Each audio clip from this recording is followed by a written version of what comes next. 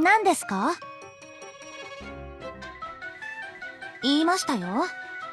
だからこうして幽霊たちの縄張りに向かっているんじゃないですか。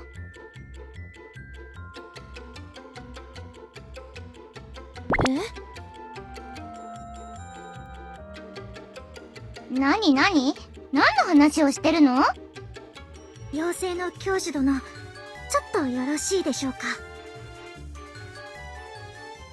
教授殿が何を言いたいのかよくわかります。はい、そうです。教授殿が事故を起こす前に説明した方がいいと思いまして。妖精たちに余計な情報を与える前に手を打っておかないと。エイリアスでの幽霊は私たちが知っている幽霊とは少し意味が違います。死んだ生き物の魂ではないんです。幽霊は精霊の親戚のようなものです。進化論の観点から説明すると、教授殿のような人間と猿が同じ系譜であるのと同じです。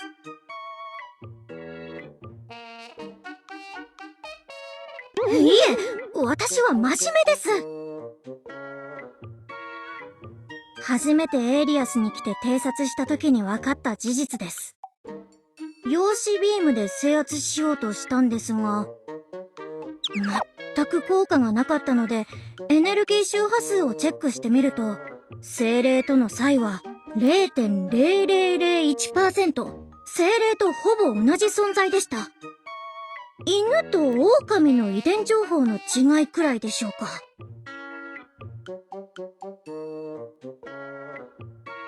教授殿の世界の知識をむやみにエイリアスに広められると困るからです。タイムトラベルを題材とした映画を見たことはありませんか？本来この世界に存在してはいけない知識をむやみに広めてしまうと取り返しのつかない結果を招いてしまいます。生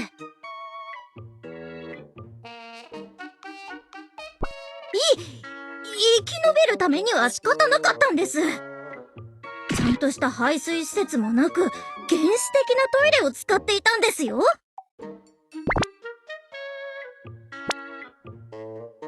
地球は話が違います。文明が一定のレベルに達した状態でしたし、侵略 OK ってことです。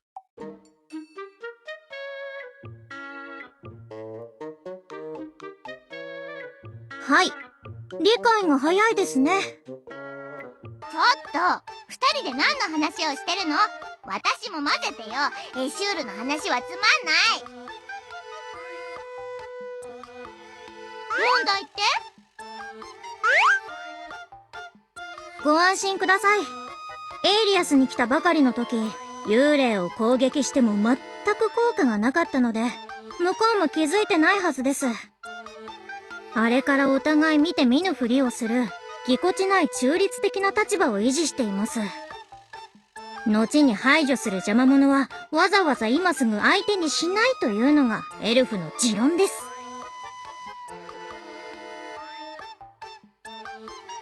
教主様、ここなら精霊の領域の外なので魔法で王国に連絡できそうです。メッセージの内容はどうしますか？幽霊の沼、移動中。念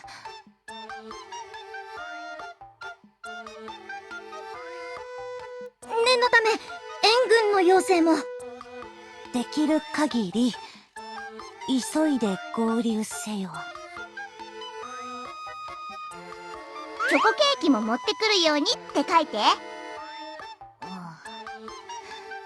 まあ、わかりました。チョコケーキ。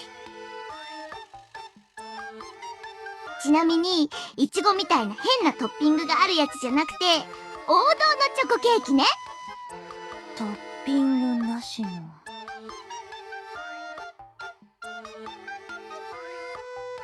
アイシングも、パンも、クリームも全部チョコの。えへへ。食べたいやっぱり、チョコケーキのことは省略します。な。じゃあなんで聞いたの？注文が多すぎます。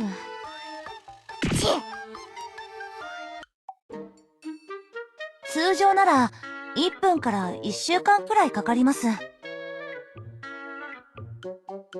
長殿に連絡装置普及の件について相談してみます。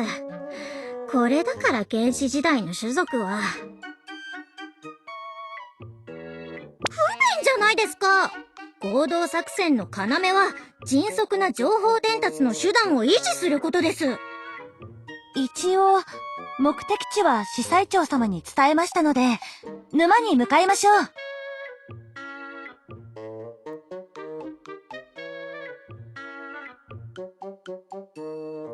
教師、早く行くわよ。パパッと終わらせて家に帰りたいんだから。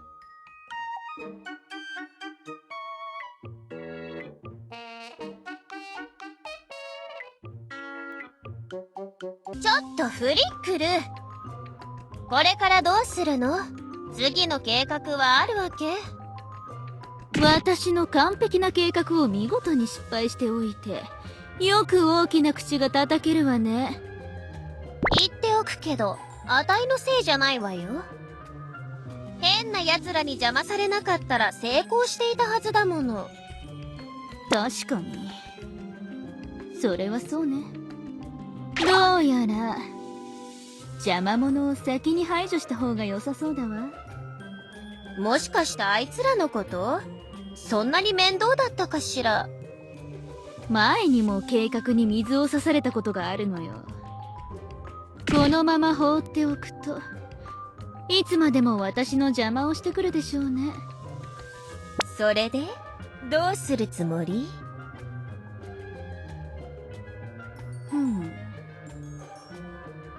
これならいけるかも。何それ？新しいおもちゃ？とっても気に入ると思うわ。あなたの好みにぴったりだしね。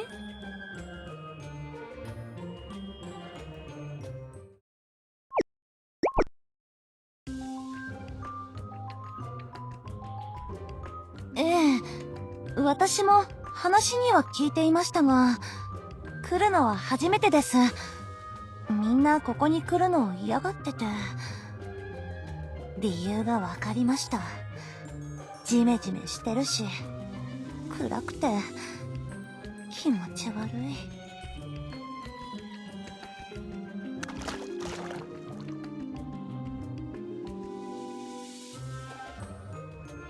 ねえ、手伝って。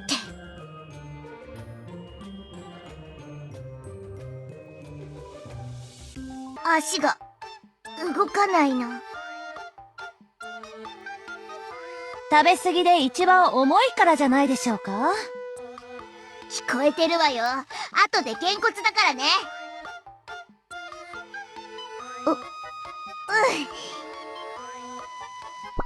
じっと見つめてどうしたの？早く引き上げて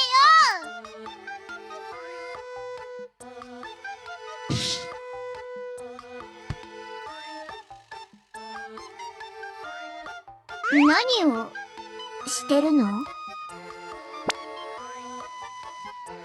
言ってるのよ。いつまでからかうつもり？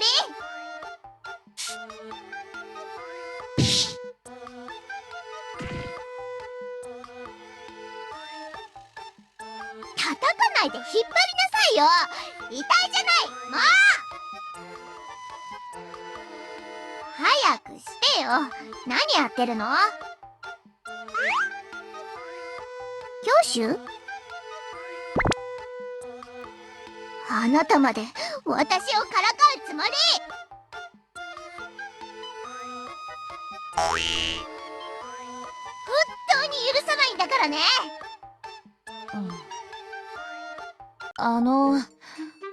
お二人とも一体何を？遊んでる暇はありませんよ。早く出てきてください。喧嘩してるように見えても仲がいいんだから。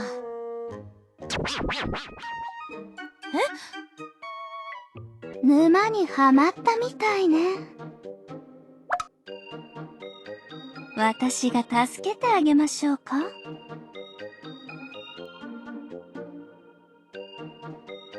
それじゃあ、1枚選んで。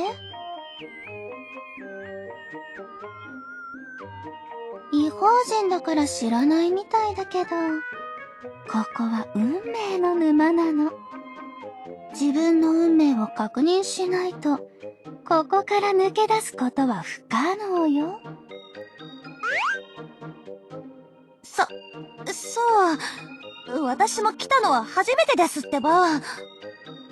何が何だかわからないけど、言われた通りにすればいいんでしょ。1枚引くわよ。ドロ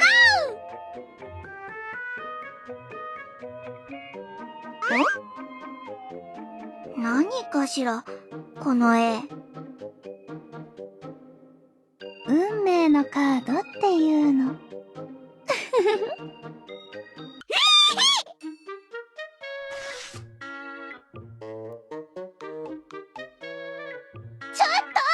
カードを破いちゃダメじゃない！一生木の根だけをかじる私が書いてあったわ。ゾッとする未来に耐えられなかったの。正確には木の根に吊るされて沼に閉じ込められる絵だったけど、解釈によって内容は変わるからね。当たり前でしょ？さっき私が書いたんだもの。インチキじゃないわ。とにかく占ってあげたんだから、何か私に捧げなさい。私はアリス。運命の沼の主よ。沼を通るバカたちにたかる趣味があるの。どうして？事実だもの。少なくともエルフは騙そうとするのに、変わっていますね。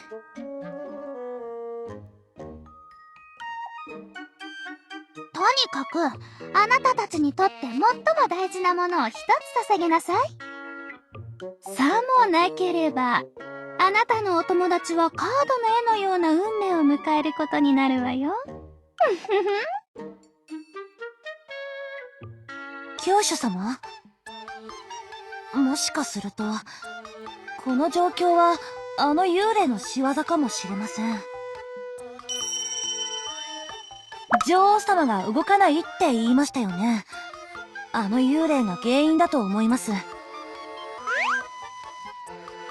精霊と幽霊は似たような存在ですし、魔法の流れを乱すこともできます。妖精たちには致命的ですね。今はあの幽霊に有利な状況です。おそらくは？それとも、教主様なら彼女を説得できそうですか？さっさと彼女に何かをあげて、私をここから出して！もう足の感覚がなくなってきた！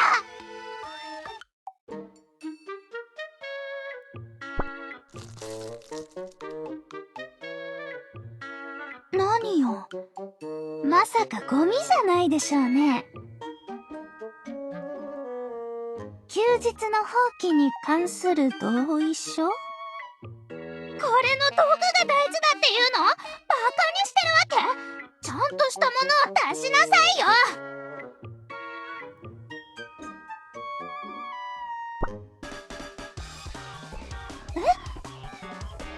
はい？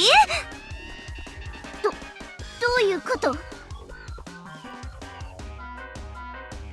すって？今のはひどすぎない？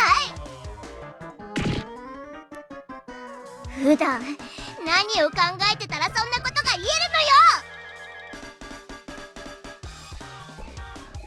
完璧です。見直しましたよ、妖精の教師殿。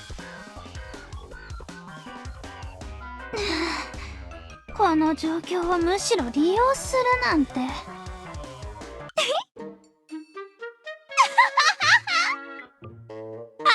気に入ったわ。意外と可愛いところあるじゃない？他の幽霊たちも気に入りそうね。話が通じるやつだわ。あの子の足を縛る呪いは解いたから、連れて行きなさい。異邦人の冗談に笑ったのは本当に久しぶりだわ。素敵な冗談は宝物も同然よ。あなたの大事な冗談をもらったから、同じくらい価値のあるものと交換してあげたの。女王様と引き換えなら、大した価値はないと思います。全部聞こえてるからね。私がすぐ隣にいるのを忘れてない。よくわかりませんが、彼女の気持ちが変わる前に早く行きましょう。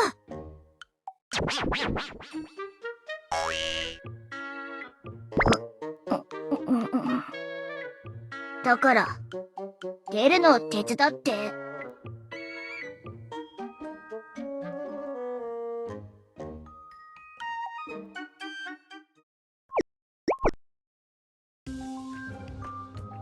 沼ばかりだから同じ景色に見える。私の追跡技術も役に立ちません。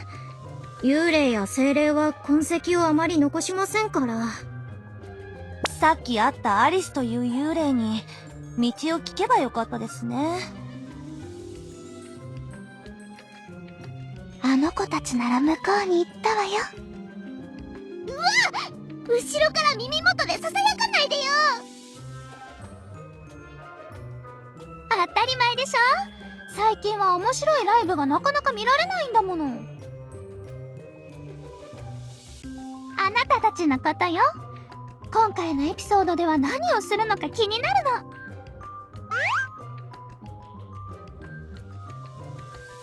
何が釈然としないの？何を言ってるのかしら。外部の種族が目新しいなんて当然じゃない。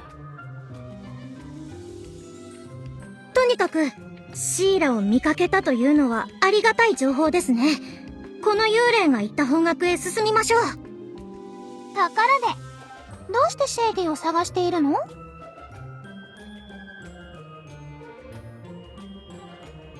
シェイディ様が何かを企んでいる？幽霊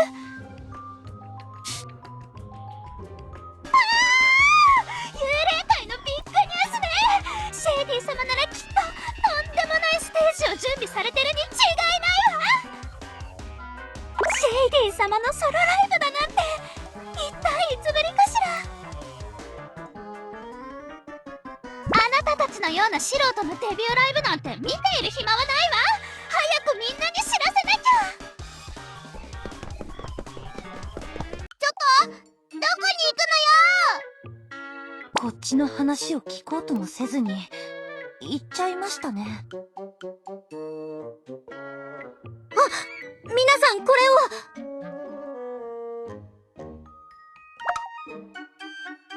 シーラの矢みたいですね。私たちに撃ったものと同じです。ここに足跡もあります。何人も通ったみたいですが。頑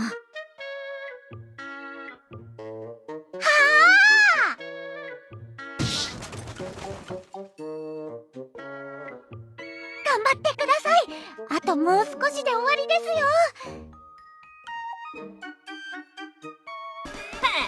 これでまた一人倒したぜ。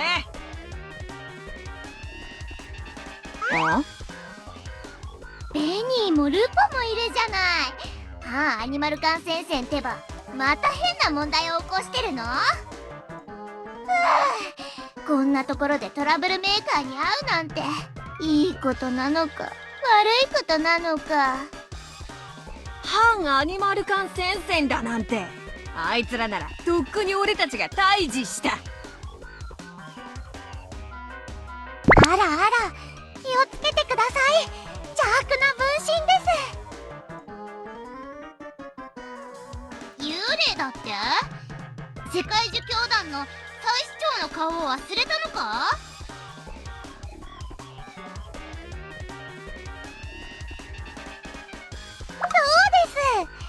私は世界儒教団の祭司長ネルです。ネル？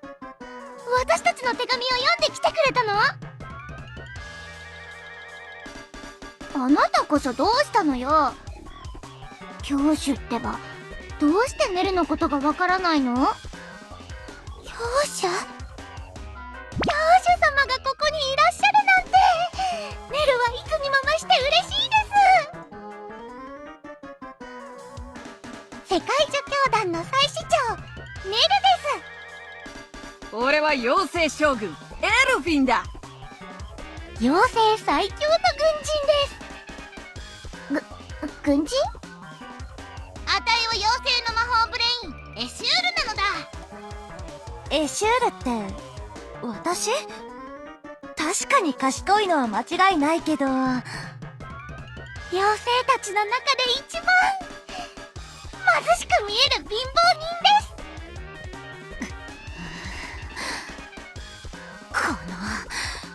覚えてなさいよ。私はベニーだ。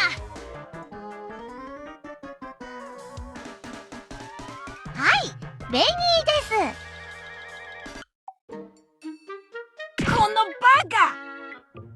役になりきってる最中に水を差すだよ。教主なんだから空気くらい読むのだ。皆さん、ドッペルゲンガーに惑わされないでください。私を信じて、私の言う通りにすればいいんですよ。それで次の目標は何だ？目の前のドッペルゲンガーを始末するのです。邪悪なモンスターが教主様を人質にしています。エシュール、自分のドッペルゲンガーくらい一人で片付けられるよな。もちろんなのだ。それぞれ一人ずつ始末するのだ。うわー！教主、なんとかして！こいつら私を殴ろうとしてるの！話の通じないバカたちね。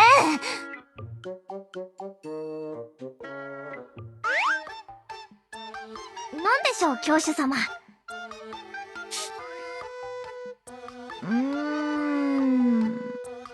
実は今朝、あそこにいるネル様から冒険に誘われたんです。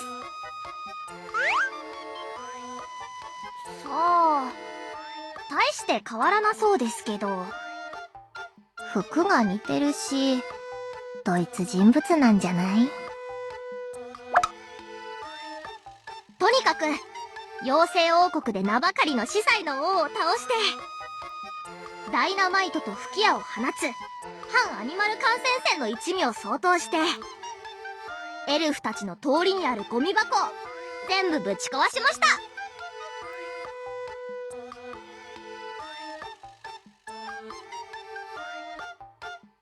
エイリアスが悪者の手に落ちる前に私たちのものにしようとしているんです。その次は宇宙の支配者を超越して世界の中心になります。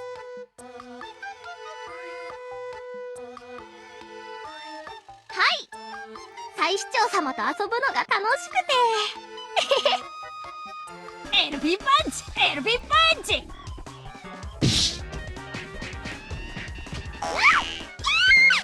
加減にして！めんどくさいのよ！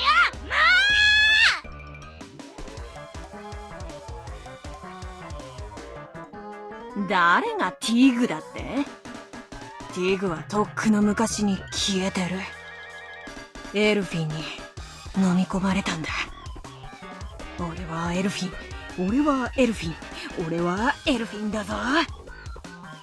教師、俺と一緒に宇宙を支配しようぜ。ティグ隊長、どうやらあたいらはここまでみたいなのだ。このことをディアナ村長に知られたらボコボコにされるだけじゃ済まないのだ。俺の楽しい時間が終わるなんて。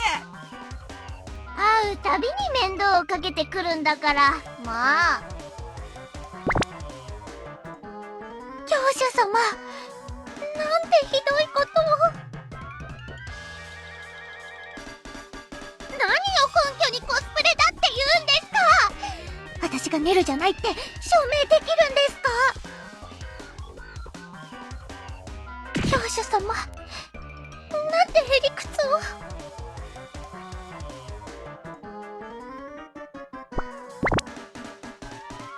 世界樹教団の聖なる礼法に従って手を洗った後、世界樹の前にひれ伏したまま両手を合わせてお祈りします。教主、賢いね。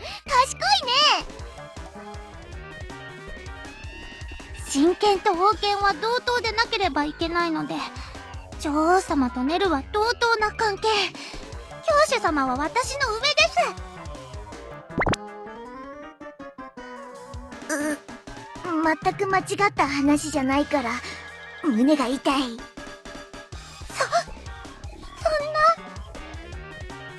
私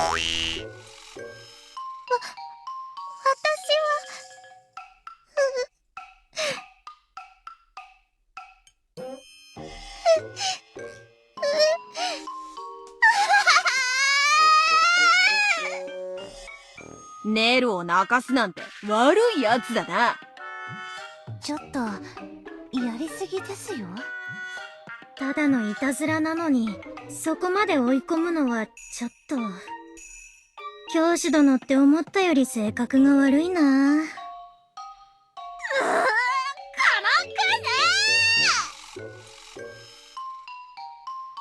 ピッキーです。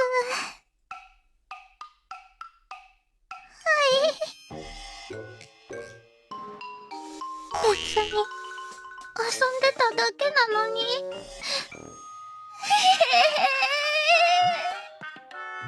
妖精たちが楽しい冒険をしたっていう噂を聞いたから、私もそうなりたくて。楽しく遊んでただけなのに、どうして怒るんですか？ったく、これだから真面目なやつはつまんねえよな。純粋なやつを泣かす小物め。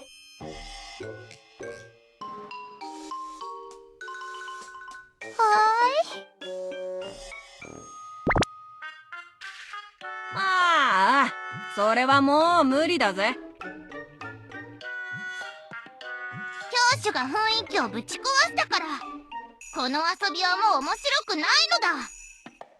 一度水を刺されたら二度と役になりきれないのだ。反アニマル観戦戦、午後のスケジュールはこれで終わりだ。アジトに戻るぜ。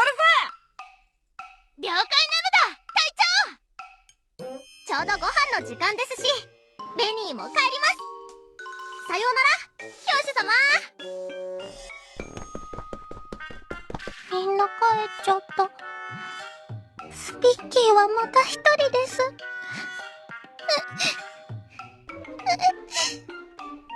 教主、どうするのよ。泣かさなくてもいいのに。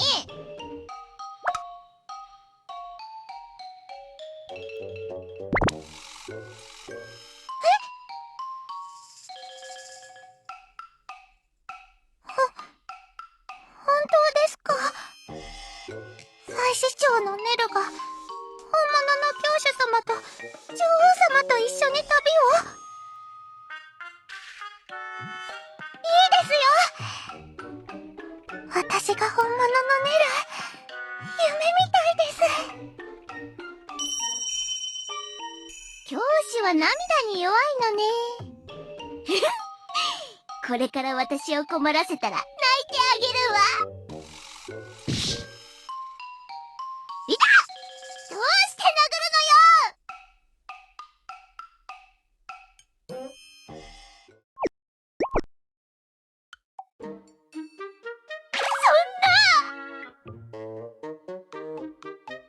周りが敵だらけよ。ここは危険すぎる。カボチャのことよ。教師にはこのカボチャが見えないの？違うわよ。カボチャは一番悪い奴らなの。茹でておかゆにすると綺麗な黄金色で味をごまかす邪悪な奴らなのよ。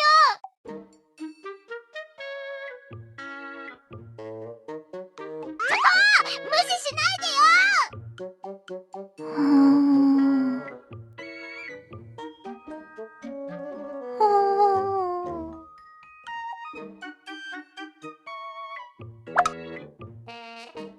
ほんと、バカね。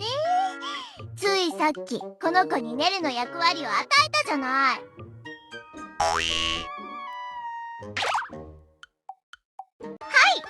世界樹教団の再市長、ネルです。教主様が私の名を呼んでくれた。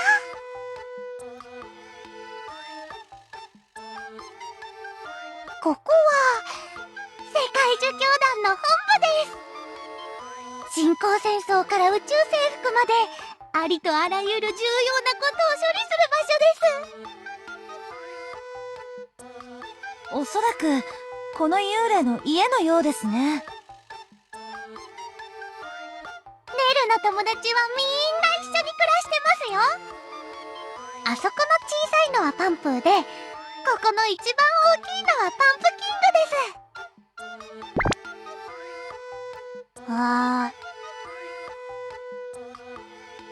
つまんない。教主様のギャグはレベルが低いと思います。いえ、ネルは友達に自分の友達を紹介できて嬉しいです。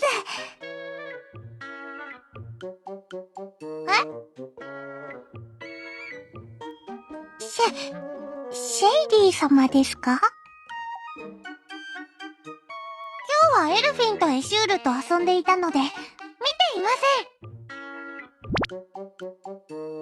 ん。おそらく、ティグたちのことを言っていると思います。ところで、どうしてシェイディ様を？精霊？例の退屈な民族のことですか？はい、面白くないから、私たちがつけたあだ名です。は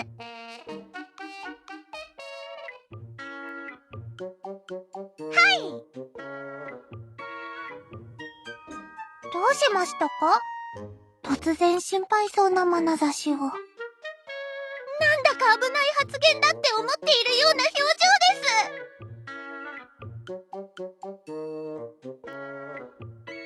です。シェイディ様は、よくわかりません。ネルは妖精たちの再市長なんですよ。幽霊のねぐらなんて知ってるわけありません。でもネルは再市長ですから、啓示を受けられます。啓示は私が受けるわけじゃありません。再市長の私が別の人に伝えるんです。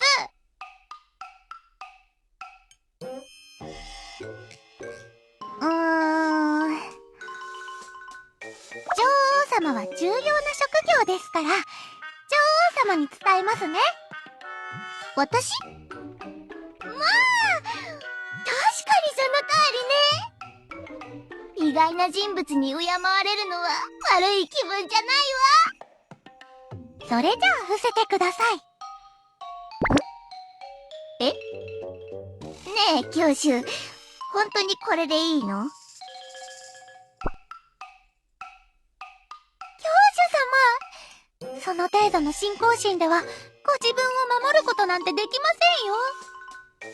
このネルにもこうするしかない。仕方なくこうしてるってことをどうして理解してくれないんですか？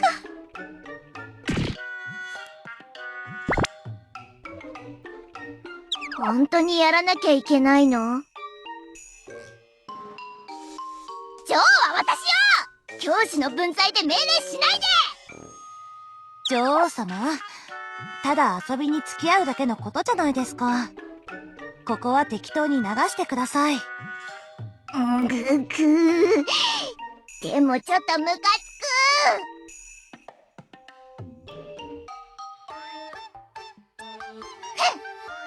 変なことをしたら承知しないからね。では、啓示を伝えます。ネルが聖剣を振り回すと、神の声が聞こえるでしょう。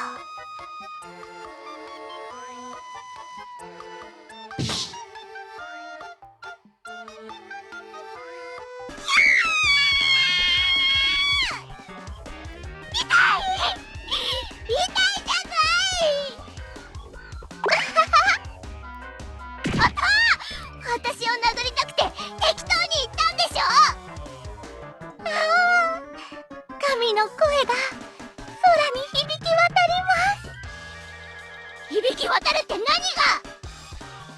東西に 0.4 光年。一日中歩くと、カマの幽霊が住む土地にたどり着くだろう。こいつ、なんなのよ。東西って、結局どっちへ行けばいいんでしょう。東へ？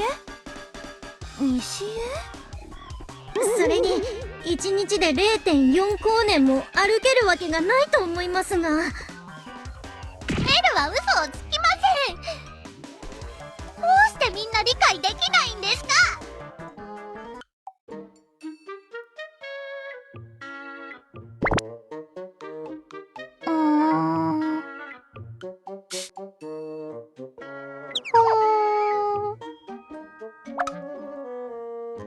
ネルは嘘は言ってません。神の言葉はいつも正直なものです。ネルは真実の守護者ですから。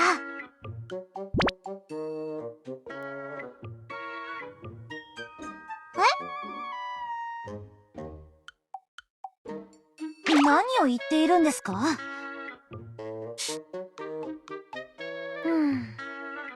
何も聞き出せないよりは、そちらの方がマシということですか？確かに一理ありますね。ネルの他に友達が欲しいんですか？私を捨てるんですか？教主様はネルだけでは足りないんでしょうか？そうよ、捨てるの、このバカ。他人をフルスイングで殴るやつと一緒にいたいわけないでしょ。こ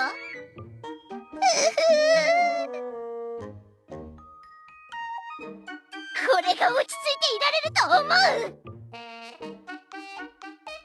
う？かぼちゃ畑でさえ気に入らないのに、こんなもん、こうしてやるわ。やめて、壊さないで。オーくんです。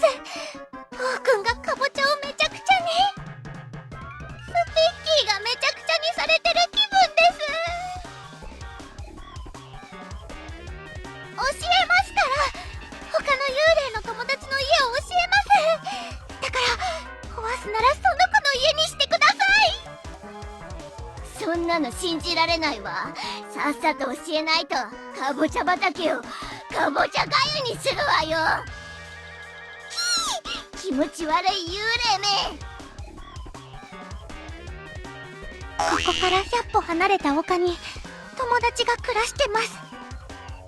遊びに行くとき何歩離れてるのか数えました。本当です。謝ったつもりはないけど、謝ったってことでいいです。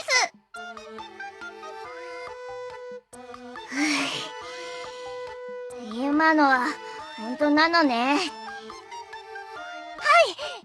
ピーって友達です。エスピーの家はスピッキーのじゃないから壊しても構いません。こいつも連れて行くわ。嘘かもしれないでしょ？もし嘘だったら戻ってきてかぼちゃをめちゃくちゃにするんだから。スピッキーが悪かったです。かぼちゃを壊さないで。妖精の女王がバカだという噂はデタラメだったんでしょうか？怖いです。さっさと行くわよ。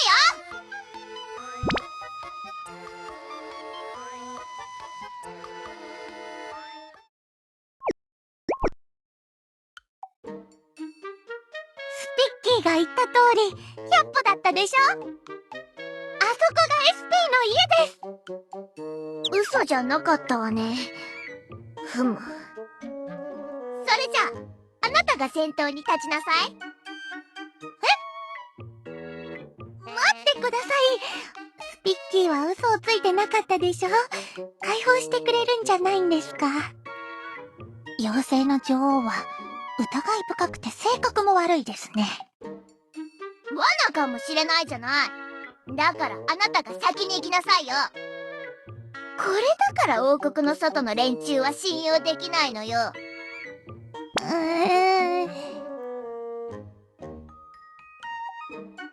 エスピーの催眠罠のパターンを見るのは久しぶりだから覚えてないのに。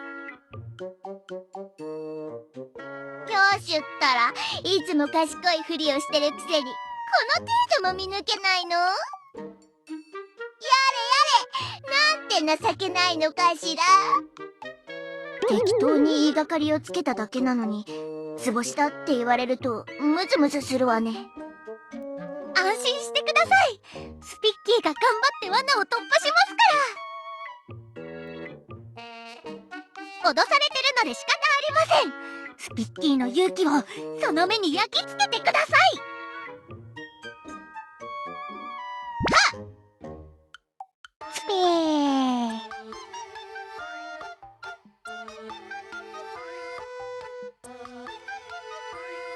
あれ？寝てる？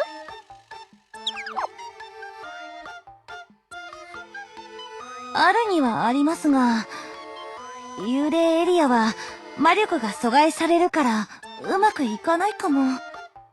爆発物の解体経験ならありますが、これは専門外ですね。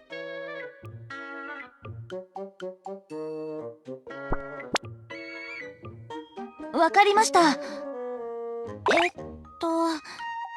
魔法陣を書いて、魔力の流れを読んで。もうイライラするわね。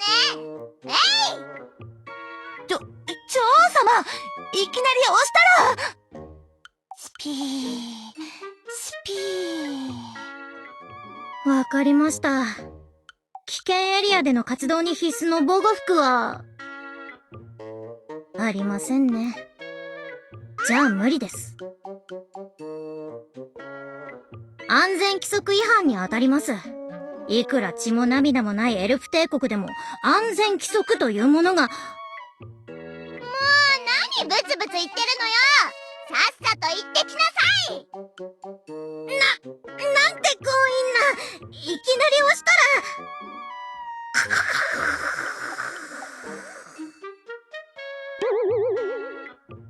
こんなんじゃいつまで経っても丘に登れないでしょ。早く家に帰りたいの。お腹すいたし。ただ眠ったってだけでしょ。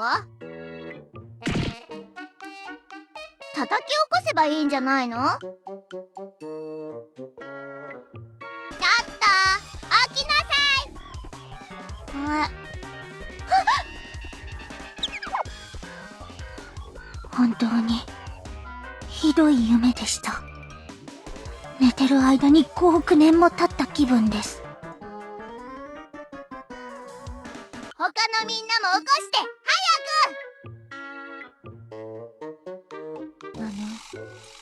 女王様。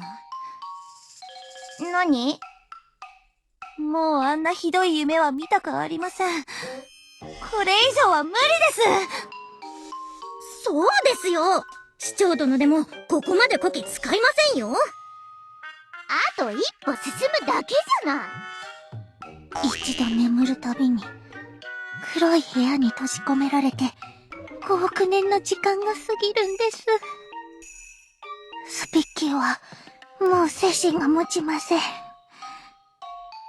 スピッキーは宇宙の真理に気づいてしまったみたいです。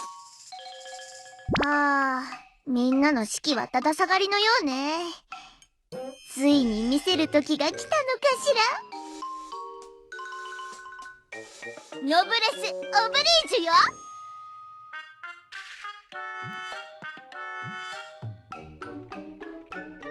あなたもいるじゃない。教師となればオブリージュの中のオブリージュなのよ。この女王の命令に逆らうつもり？何を？近づかないで。これは裏切りよ。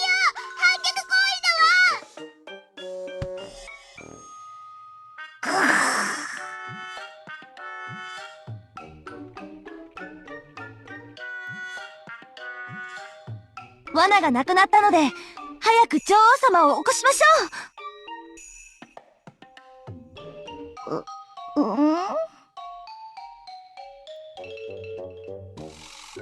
何よ。ぐっすり眠ってたのに、起こさないでよね。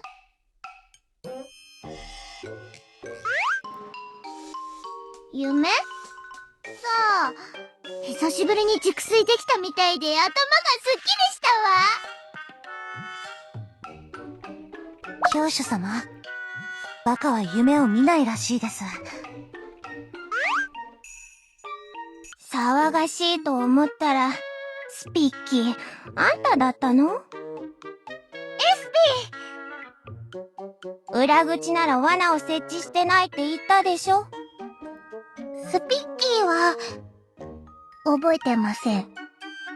スピッキーの頭には、たくさんの記憶があるんです。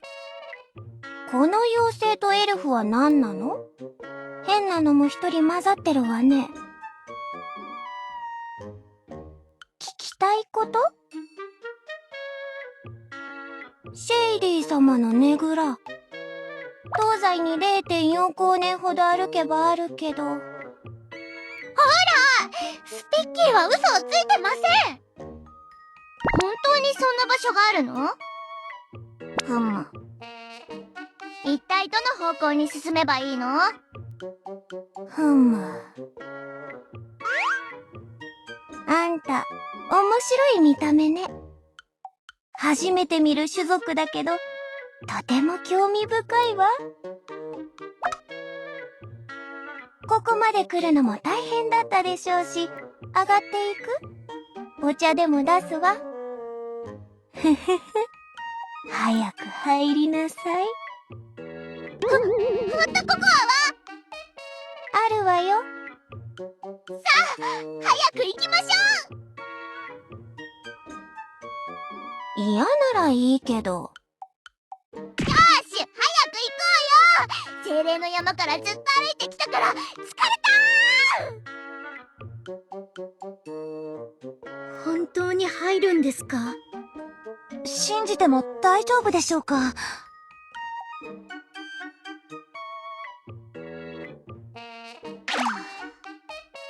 そうですね。すでに一人で行ってしまいましたし、女王様のせいで選択肢というものがなくなったのでは？スピッキーは外で待ってまーす。エスピーの家には、むやみに上がったらダメです。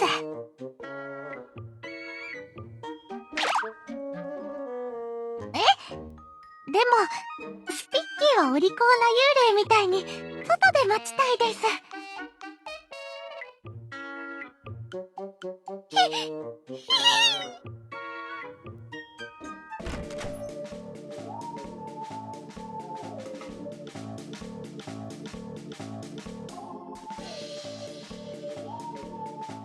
ふーん。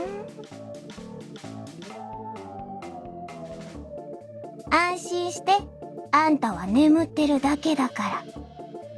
初めて見る種族の夢、とても面白そうね。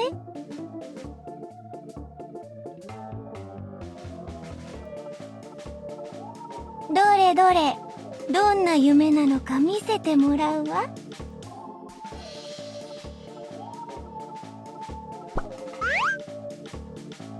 そんなことで夢から覚められると思う？さっさと諦めて、あんたの内なる夢を見せてちょうだい。ポップコーンも用意したんだから。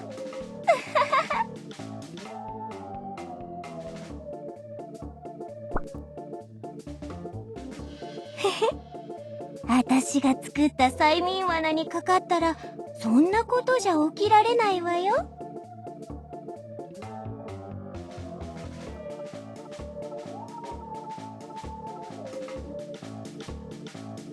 夢の中は現実と時間の流れが違うわ。どっちが先に倒れるか勝負したいの？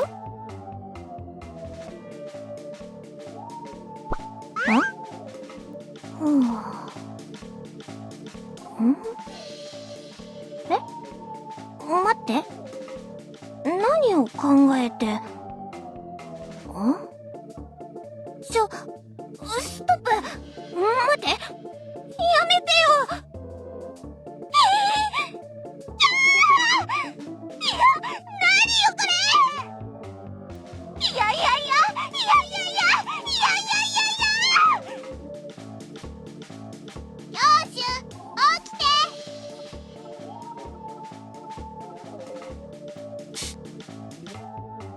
あそこで体をくねらせながら苦しんでるわ。よくわからないけど、誰かがあんなに苦しんでいるのを見るのは初めて。何をしたのかわからないけど、あなたのせいでホットココアが飲めないじゃない。辛すぎる。二度と見たくないわ。教師様が SP を壊したわ。どうやって夢の中から抜け出したんですか？自力で SP の夢の罠から脱出した人を見るのは初めてです。どんなひどい方法を使えば SP をあんな風にできるんですか？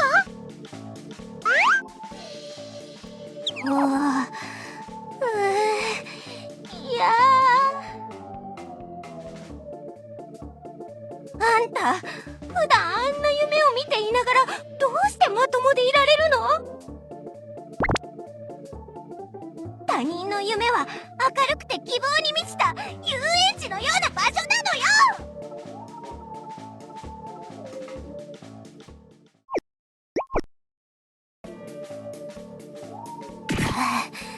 よ。なんて夢も希望もないやつなの？そんなの嘘よ。あんたが先に始めたんじゃない。私が仕掛けた罠を無理やり突破してきた不法侵入者のくせに何を。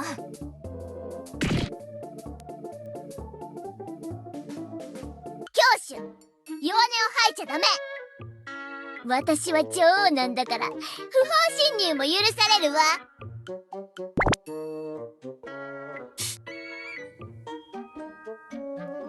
聞きたいことって？それなら東西へ 0.4 光年離れた場所だって教えてもらったじゃないですか。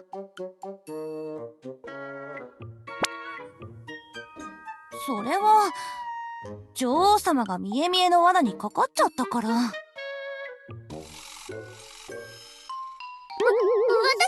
って言うの？みんなで入ったんだからみんなにも責任はあるわよ。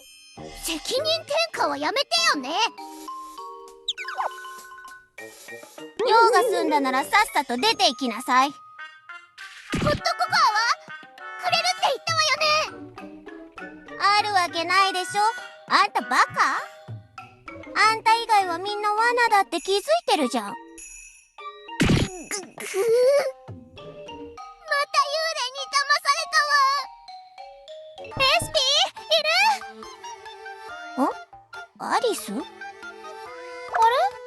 どうしてみんなここに？スピッキーもいるじゃない。彼女たちと知り合いなの？私の家の近くに来てたわ。それよりビッグニュースよ。この子たちに聞いたけど、シェイディ様がエイリアス最高のステージを準備しているらしいの。シェイディ様が？みんなが噂してたエイリアス滅亡大作戦みたいな？そうじゃない？シェイディ様ならありえるわ。とっても楽しいと思わない？そんなビッグイベントをこんな不法侵入者のせいで見逃すところだったなんて。待って、よく考えてみたら家に招いたんだし、不法侵入じゃないと思うんだけど。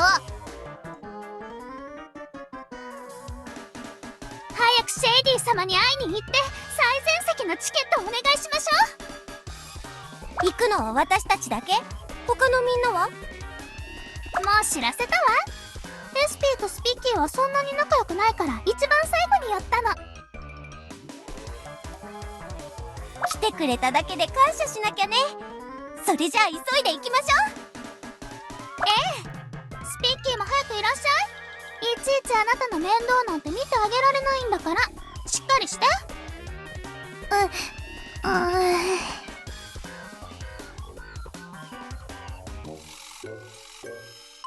そう思ったのが私だけじゃなくてよかったです。頭がおかしくなりそう。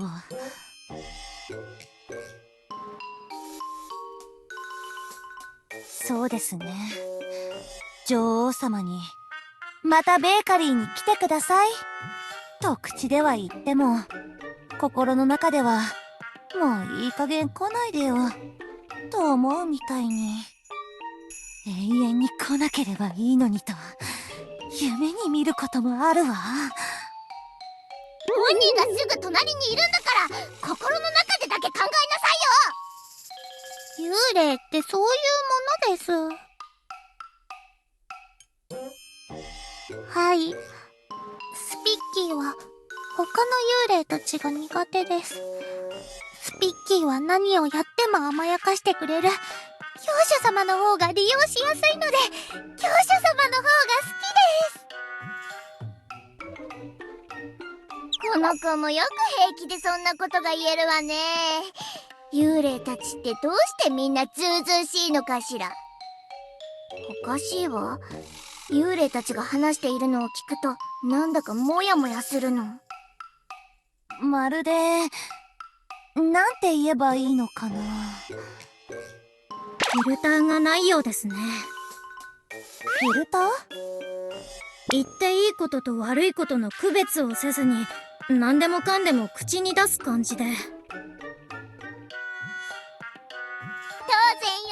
私のことを何だと思ってるの？寿司？ちょっと難しい言葉を使わないでよ。とにかくあの子たちはシェイリーに会いに行くって言いましたし、ついて行った方がいいのでは？スピッキー！スピッキーはあの二人についていけるでしょ？はい。でも皆さんと一緒は無理です。スピッキーだけならいけます。幽霊だけの移動方法があるんでしょうか。興味深い。でもいけるのがスピッキーだけなら意味ないじゃない。教主様はスピッキーのこと信じてますか？スピッキーが活躍する時が来ました。もしかすると皆さんに協力できる幽霊がいるかもしれませんよ。怖い幽霊がいるんです。幽霊で一番恐ろしい幽霊。誰も近づこうとしない幽霊が。あの幽霊ならみんなをシェイディ様のところに連れて行けると思います。強さだけならシェイディ様に引けを取らない能力者ですから。はい。でも他のことは全部ダメですね。だから幽霊たちに追い出されて一人で暮らしているんです。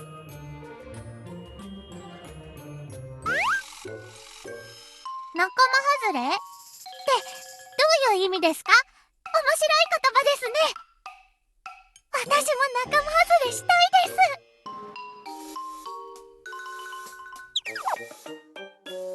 す。いいご判断です。そんなものを教えたらエイリアスにとって取り返しのつかない結果を招くでしょう。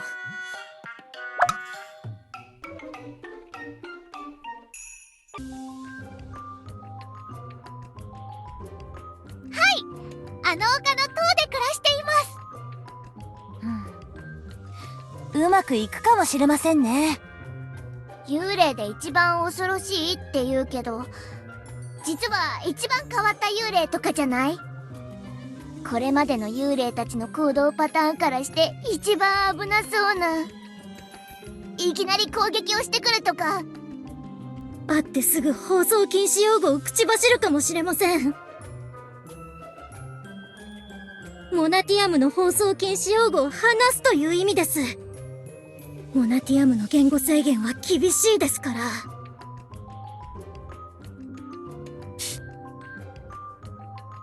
仕方ないわね。私たちはここで待っているから、教主が先に入って。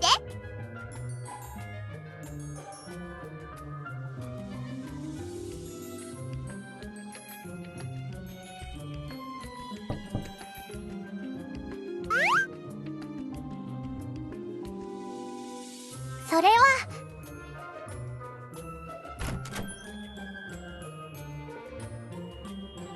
リムです。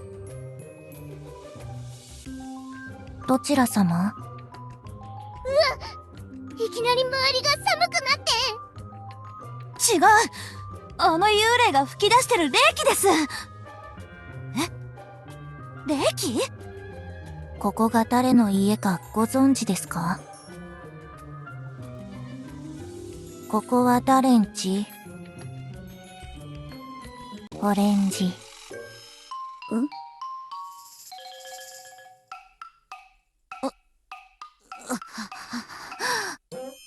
鳥肌が立ったわ。それです。リムは寒いギャグしかできない幽霊。存在するだけでその場を冷やす呪われた幽霊なんです。ごめんなさい。客人に無礼を。生まれつきなので、どうかご容赦を。ただ状況をごまかすためのぎこちない社交的口調がスピッキーの頭を溶かします。スピッキーは逃げます。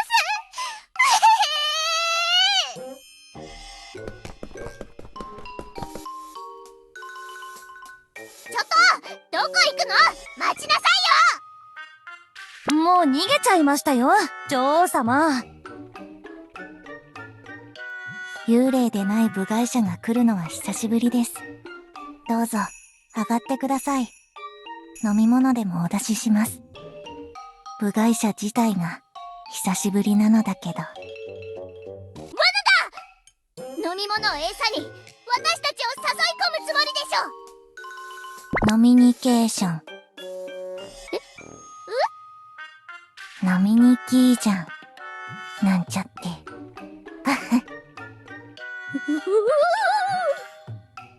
私、入りたくない。あの子の部屋に上がったら、みんな終了ボタンを押しそうだもん。選択肢くらいちょうだ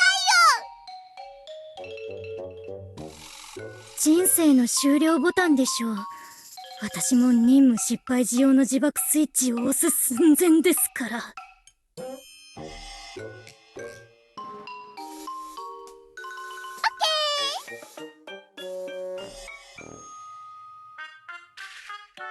結局、どうするんですか？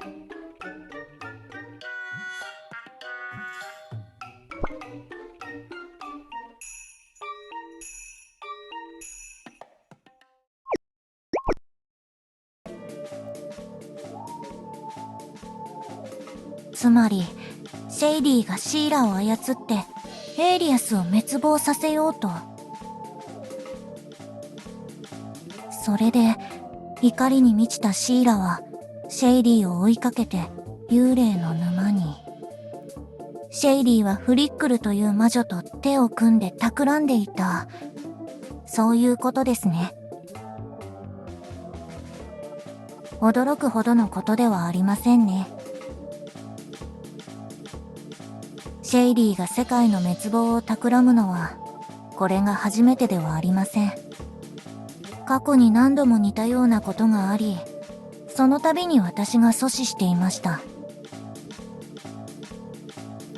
そういうわけではありません。あれは幽霊の本能のようなものですから。幽霊たちには他人を理解しようとする心がありません。正確には他人を理解しようと努力する必要を感じないんです。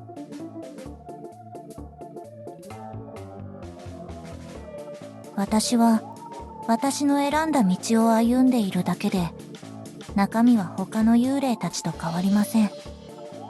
他人の評価を気にして臆したりせず、笑いのツボまで強引にマイウェイを突き進んでいるだけです。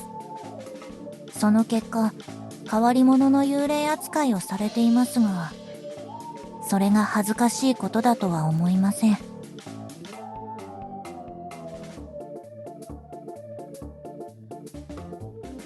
ショーとかステージとか、そういう感じの話ですか？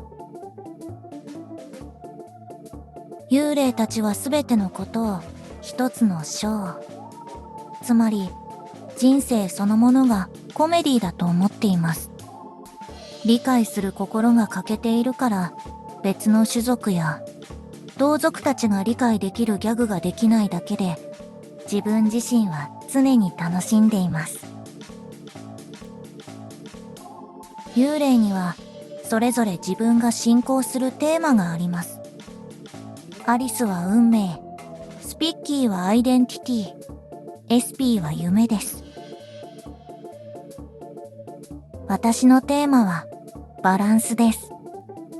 同族たちのくだらない行動で天秤が傾きすぎないよう片側を押さえつける理性の重り役です。重り。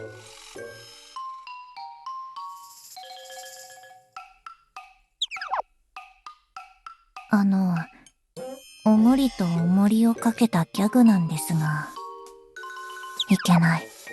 またやりすぎたかな。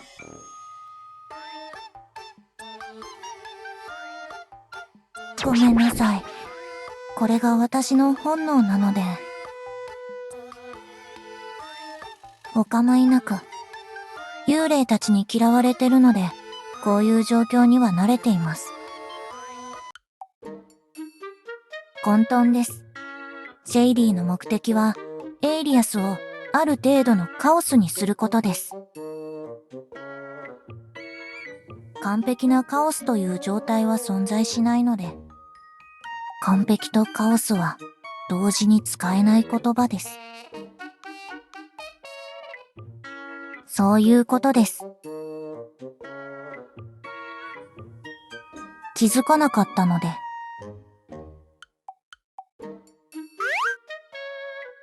はい。おかしいですね。シェイディが何か企んでいると、いつもは退職く、第六感が働くのですが、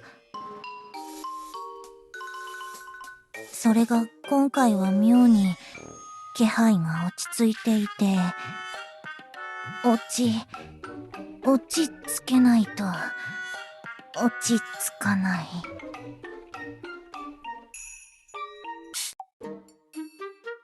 そうですね。何かを企んでいるのは間違いないですから。おそらく、例の魔女に協力してもらっていると思います。シェイディは自分の痕跡を消すほど徹底しているタイプではありません。フリックルという魔女が手を貸しているのでしょう。皆さんも？私と一緒にですか？でも、私と一緒に行くって言ってくれた存在はあなたが初めてです。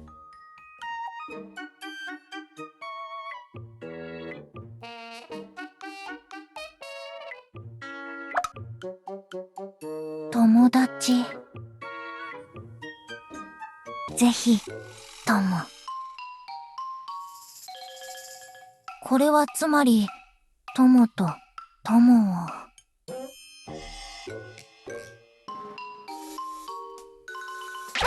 出てきたわ。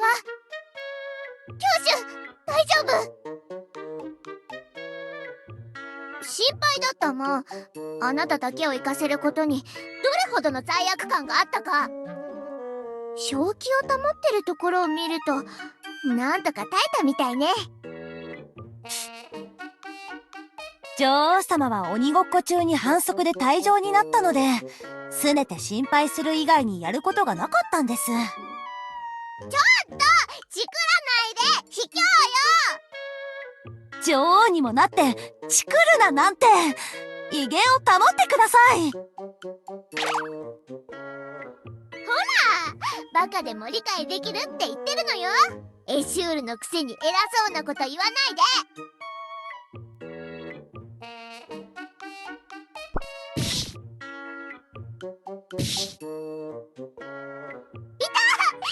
理解できるって言ったのはあなたでしょ。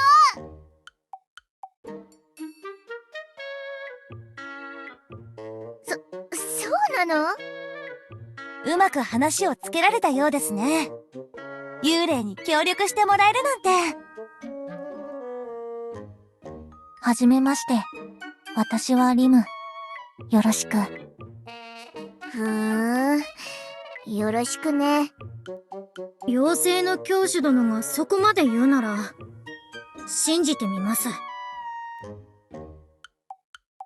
はい。皆さん、手をつないで。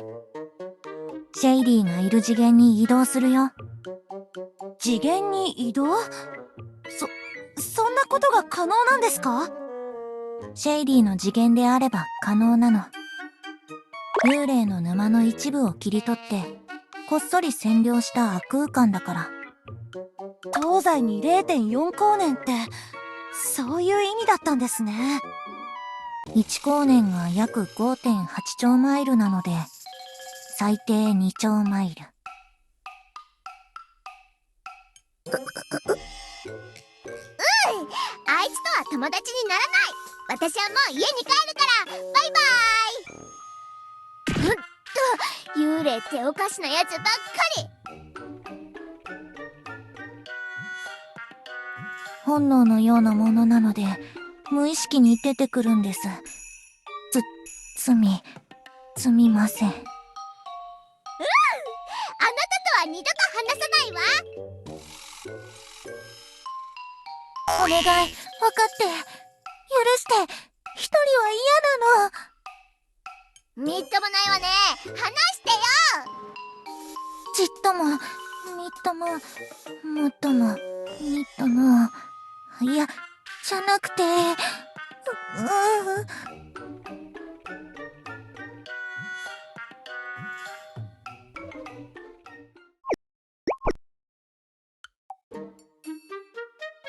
ぐぐ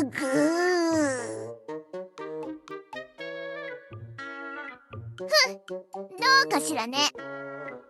手をつないだら、そのままじっとしていてね。少しでも動いたら、エイリアスのどこかへソロ。一人だけ飛ばされてしまうから。ぼっち。またつまらないギャグを言うつもりでしょ。絶対にそうはさせないわ。一人ぼっちで迷子になって永遠にさまよってしまうかも。それでは、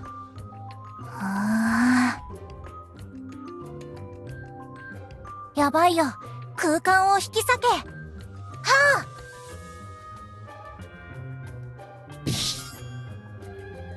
空中に穴が開いたわ。あの刃が切り裂いたの？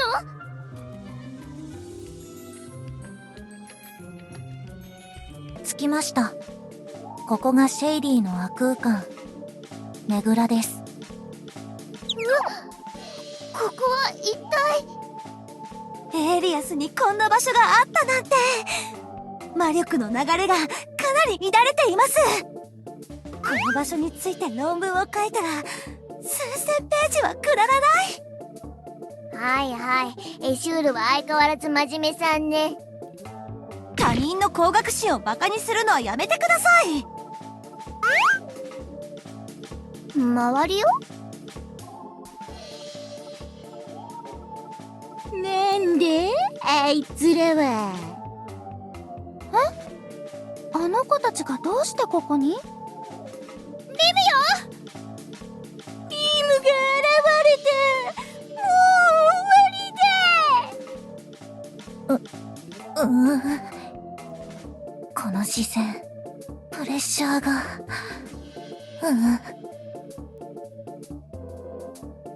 問題ありません。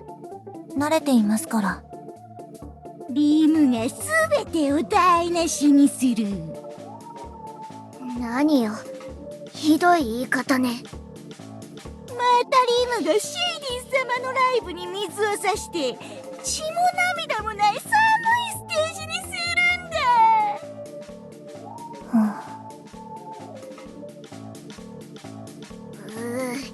んだ。なんだかこっちまでムカついてきた。ねえ、バカにされてるのにどうして落ち着いていられるの？リムが泣くぞ。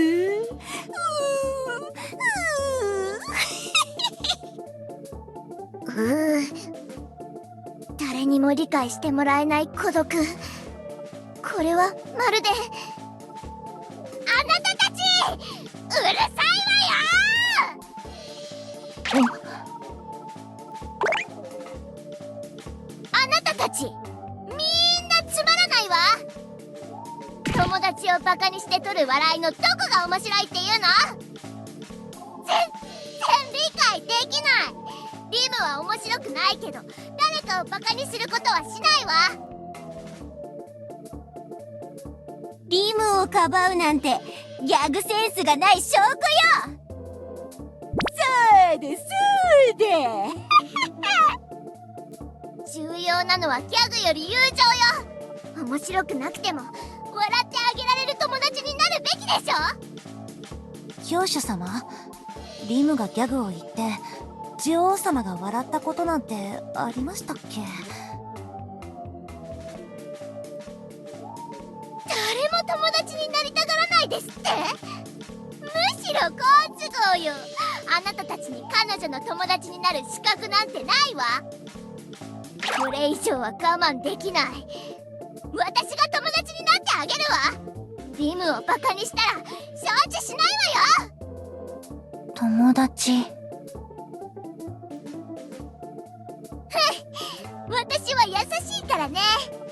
でも変なギャグを我慢するってわけじゃないから、それは控えなさい。わかった？はい。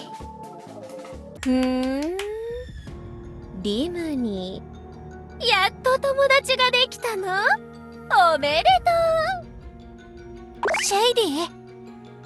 これは驚いた。シェイディ、何をする気か知らないけれど、今すぐやめなさい。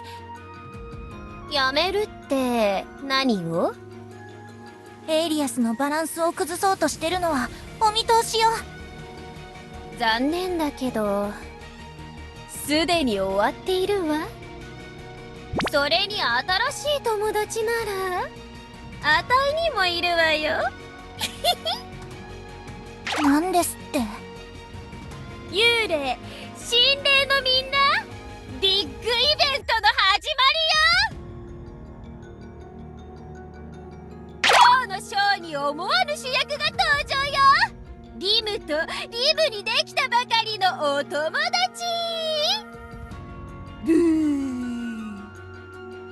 主役に立ち向かう悪役は元風の精霊、復讐の幽霊、スーパールーキーのシーラ。元風の精霊ですって？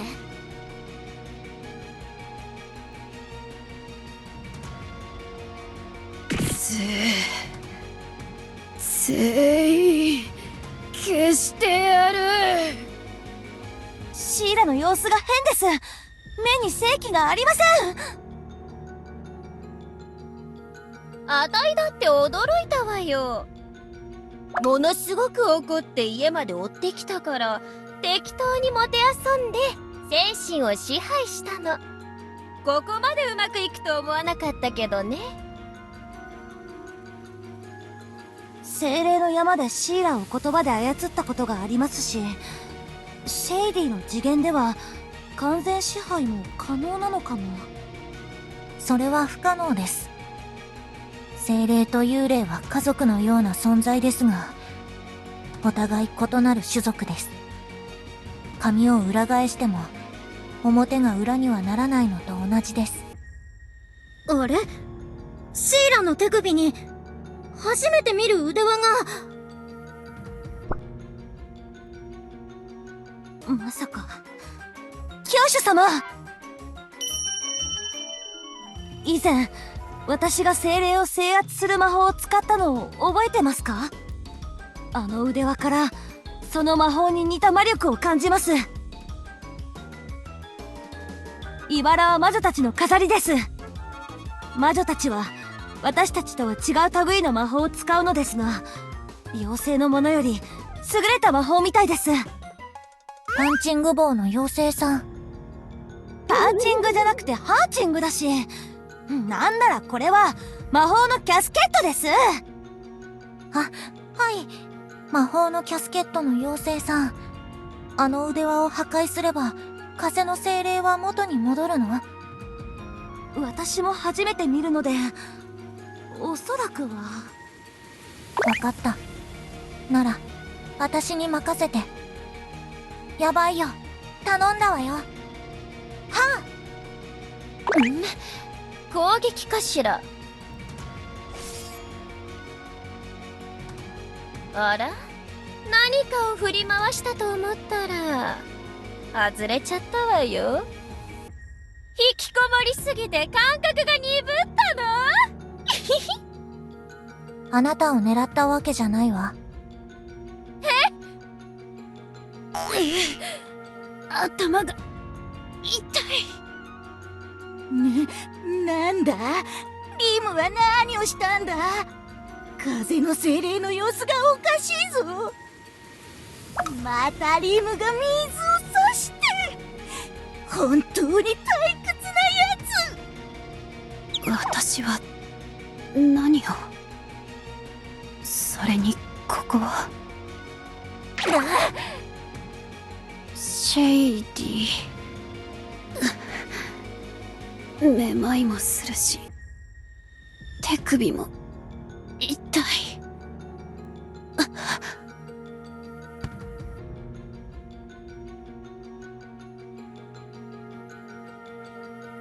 気を失っただけです。私が保護します。またあたいの計画を台無しにしたわね。リム、新しいおもちゃに何をしたの？シェイディ、もう終わりよ。おとなしく諦めなさい。このギャグ不適合者め。面白さとは敬遠の中のくせに、いつまであたいの邪魔をするつもり？見ろ、シェイディとリムが戦おうとしている。ビッグイベントよりもっとビッグなイベントだぞ。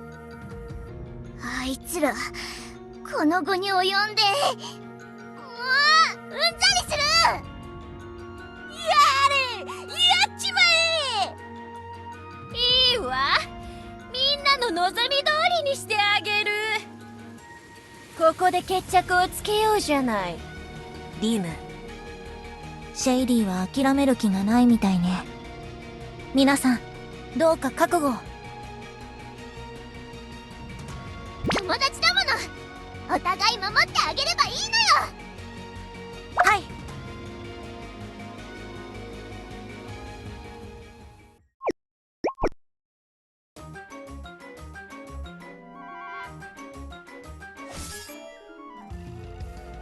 リムとシェイディは互角に戦っているわ。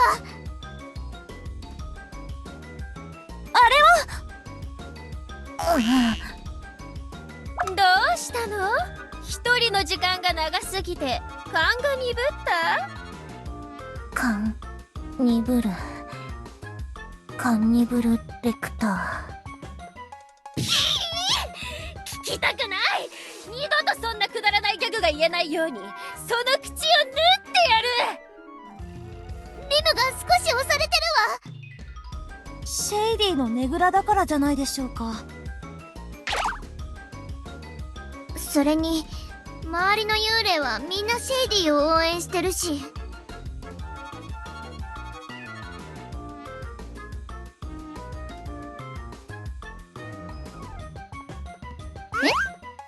ラなら気絶してるわよ。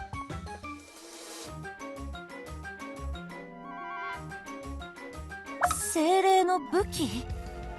精霊と幽霊は似た存在。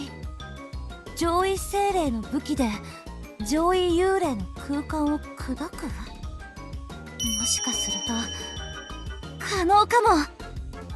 いい方法かもしれない。なるほど、説得力のある理論ですね。シェイリーもシーラが一人でここまで追ってきたって言ってました。幽霊の力を精霊の力で中和させる？それとも似た力を衝突させるのかな。ちゃんと研究をしないと詳しいことは。もうごちゃごちゃ言ってないでやってみればいいでしょ。待ってください。もし問題が起きたら。待っていられないわ。さっさと撃つわよ。何もしなければリムが負けちゃいそうなんだもん。何よこれ、全然弾けな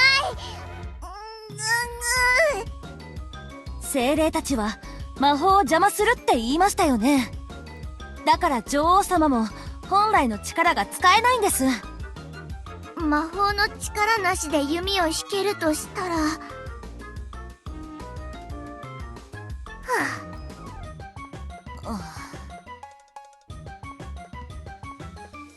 っと耳の大きいあなた、この弓を引いてみなさい。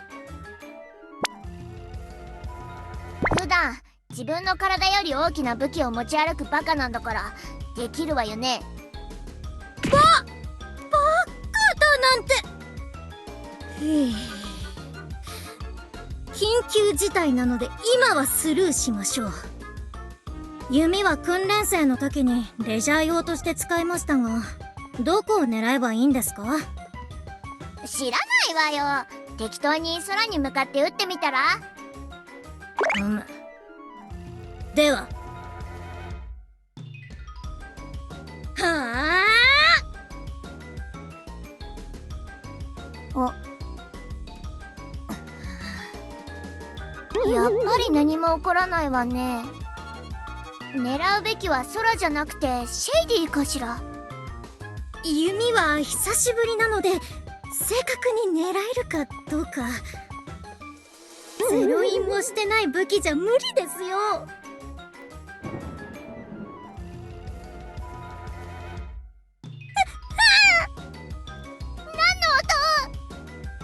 ちょっとあんたたち何をしたの？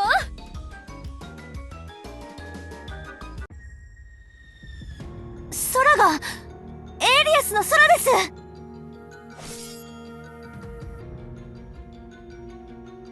あたいの悪空間が。ここまでよ、シェイディ。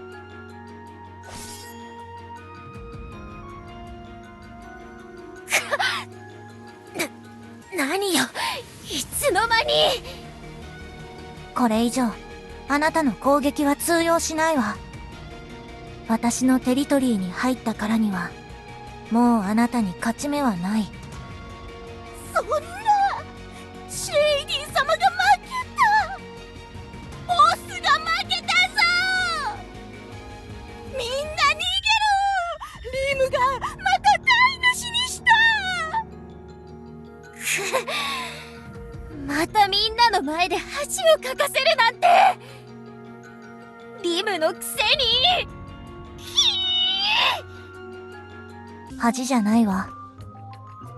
そもそもこんなことをしちゃいけなかったの。話しなさい。どれだけ恥の上塗りをさせるつもり？あなたを止めるためなら何度でもしてあげる。いい加減にしなさいよ。また邪魔する気なの？キャラメルマキアート。消せばいいでしょ。断るごとに邪魔をするつもりなら今すぐ値を消せばいいじゃない。シェイディ、あなたがいるから私がいられるの。悪いことをしたのは自分のくせに大声出して被害者ぶるなんて。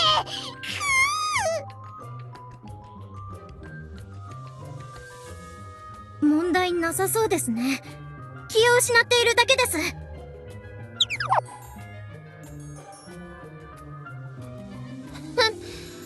沼に落ちてたのを拾っただけよ。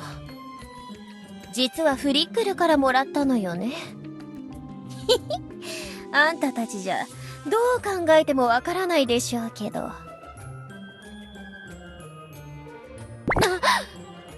どうしてそれを。あんた何者？面白いじゃない。教師賢い。なんでわかったの？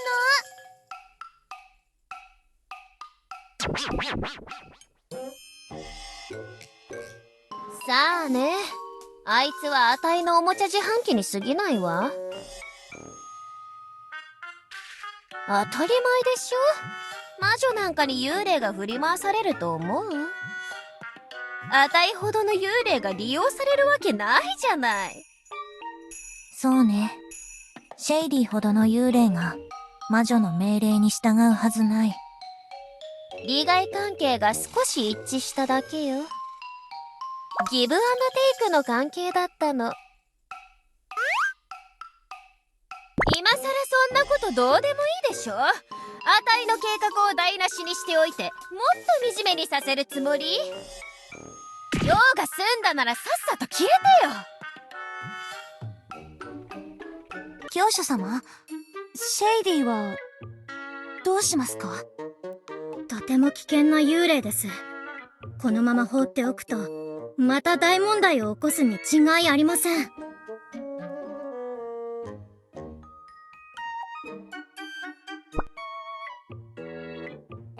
きにしたら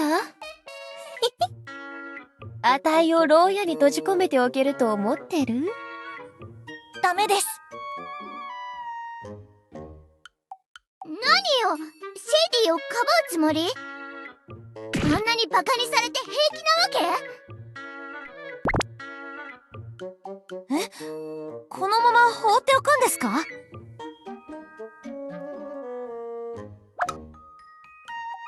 易すぎるのでは？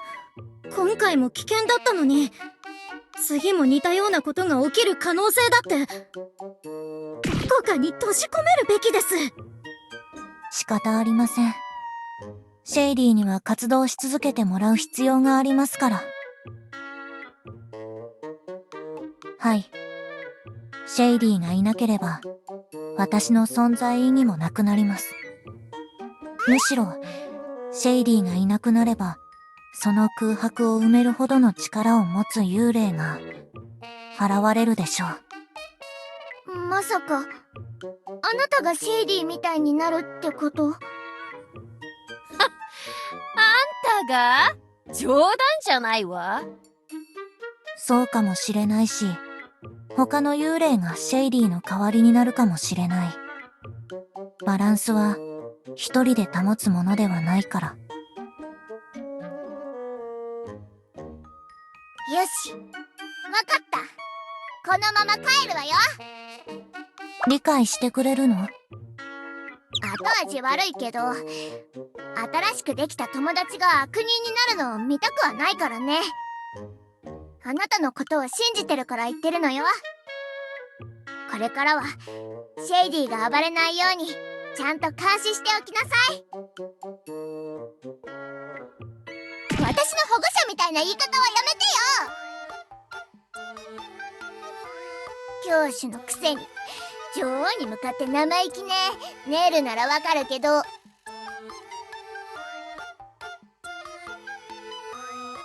リム、遊びたくなったらいつでも妖精王国に来なさい。好きなだけ遊んでいっていいわ。はい。今回の件は、エレナ市長殿にも報告しておきます。幽霊たちとも交流を図るのは、モナティアムにとっていい刺激になるかもしれません。それはそうと、教習殿？差し支えなければ、以前アメリアさんからいただいた通信機をリムに渡してはどうでしょうか？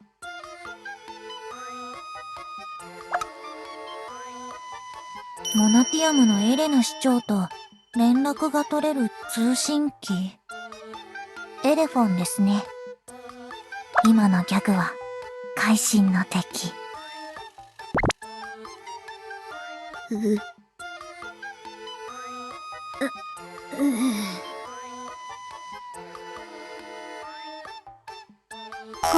ごめんなさい。許して。ギャグのクオリティがゴミすぎて脳みそが溶けちゃいそう。用が済んだならさっさと消えなさいよ。どんなギャグを言えばいいのかわからず、適当に言ったこの微妙な感じ、うんざりします。リムは今日から追放よ。今後妖精王国に一歩でも足を踏み入れたら即刻週末農場行きだから。本能を抑えるのは大変なことなの。お願い許して。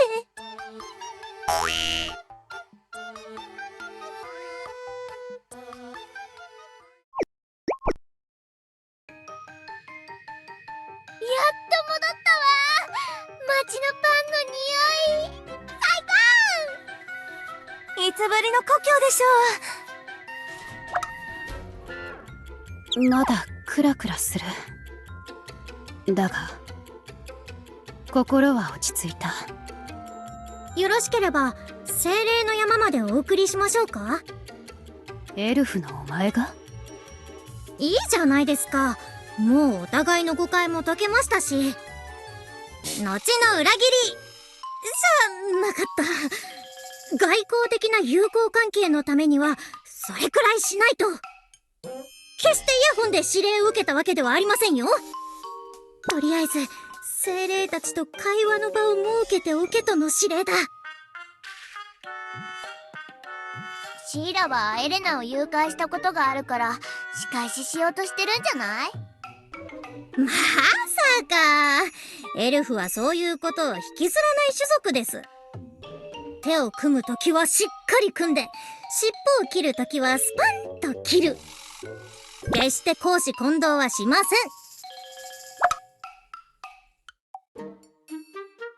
さあな。憎しみが大きくなったのはシェイディのいたずらのせいだが、エルフたちがしてきたことのせいで警戒心は残ってる。だから誤解ですってば。大精霊たちの面倒を見ているのは別として、廃棄物をこっそり捨てているだろう。それはそうなんですが。教師からエレナに話してやめさせられないの？いつまでも精霊たちとギクシャクした関係でいるわけにはいかないじゃない。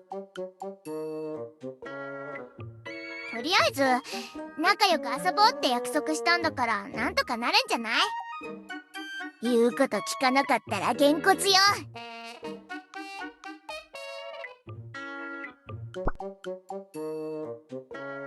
そんなことが可能なのか？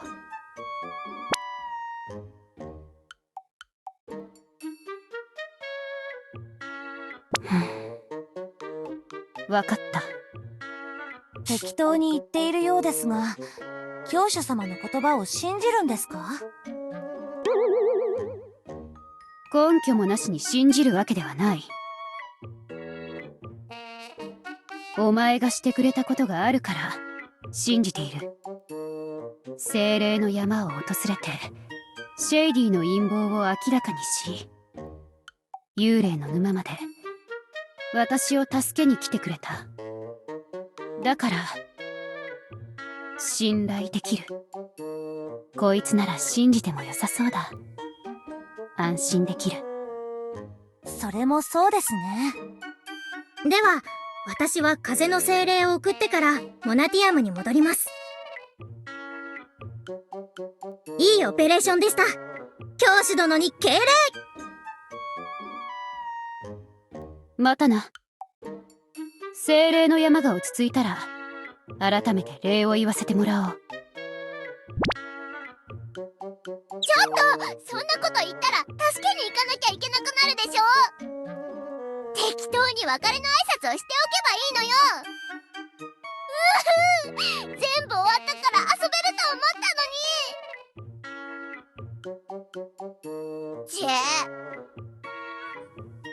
に。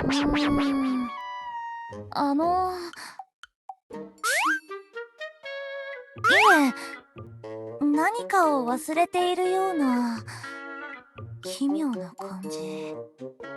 また工学心がどうのこうのみたいな説教の準備？そんなんじゃありません。何か忘れていると思いませんか？何を？全部うまくいったじゃない。そもそも、妖精王国を出たのには、別の理由があったような。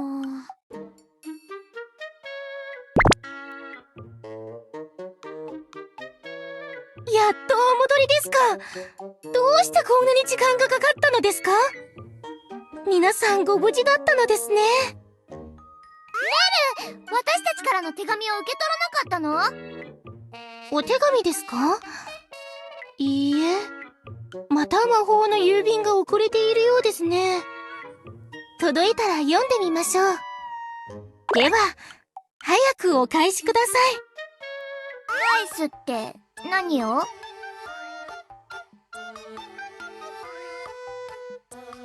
家計簿、帳簿の地図。あれ？カンニングペーパー？皆さん、顔が真っ白ですよ。どうされましたか？まるで最初の目的を忘れて別のことに没頭していたような顔ですね。早く、お、か、え、し、いただけますか？問題が解決したから戻ってきたのでしょう？ネルの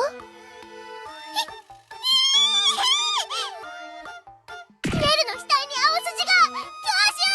なんとかして